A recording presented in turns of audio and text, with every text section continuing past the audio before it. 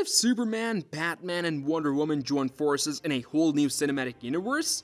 That's what James Gunn, the co-CEO of DC Studios, hinted at recently. But instead of clear answers, he left fans puzzled and curious. Why the secrecy? It seems Gunn wants to keep us on the edge of our seats, eagerly waiting for more surprises. With Aquaman and the Lost Kingdom seeming like a flop, and with all the drama between Amber Heard and Johnny Depp, it looks like Warner Bros. Might be considering this idea seriously. The Snyderverse is finally done, so hopefully we can move forward and pretend like none of this ever happened. In January 2023, Gunn and Safran revealed the first 10 parts of the DC Universe plan called Chapter 1, Gods and Monsters. They announced movies like Superman 2025 and Swamp Thing, along with TV shows like Waller, Creature Commandos, Lanterns, Paradise Lost, and Booster Gold.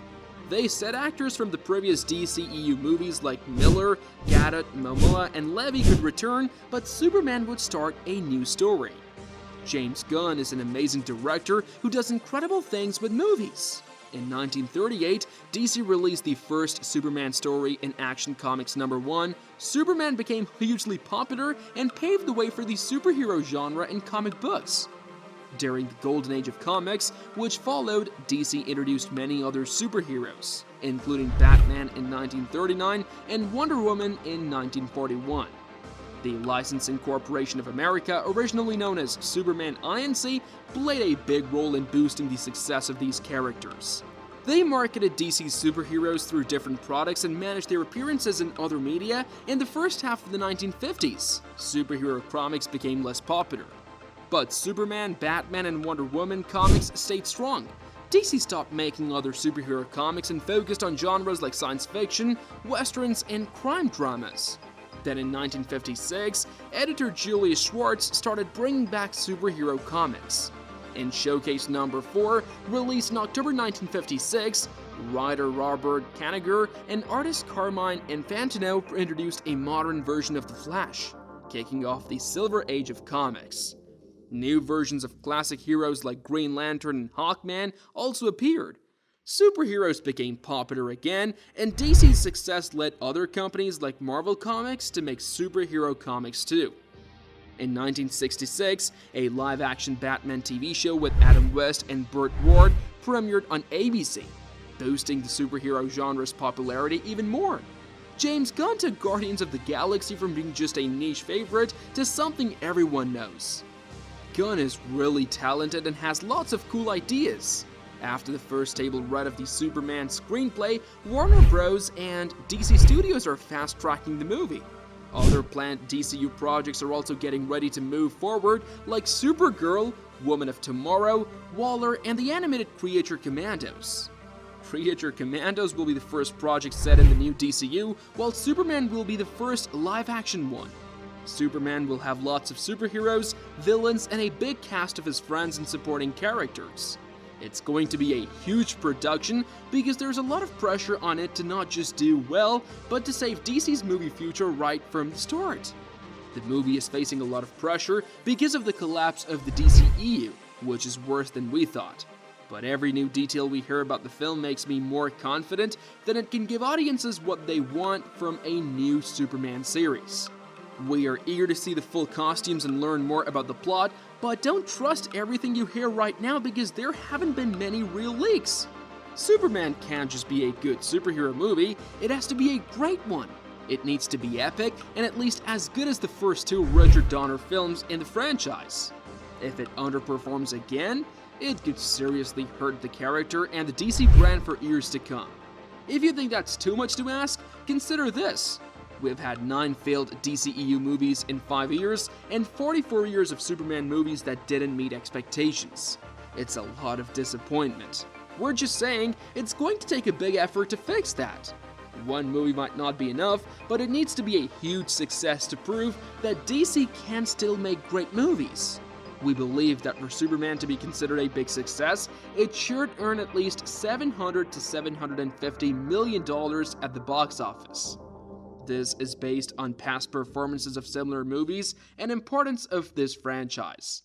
It needs to do better than Man of Steel, which made $668 million in 2013, and just to clarify, If you think $700 to $750 million is too high, consider that adjusted for inflation, Man of Steel's earnings would be $895 million today. So you could say we're being lenient with Superman. The general public will probably be encouraged to forget about DC movies for a while, with the hope that time will erase any bad memories.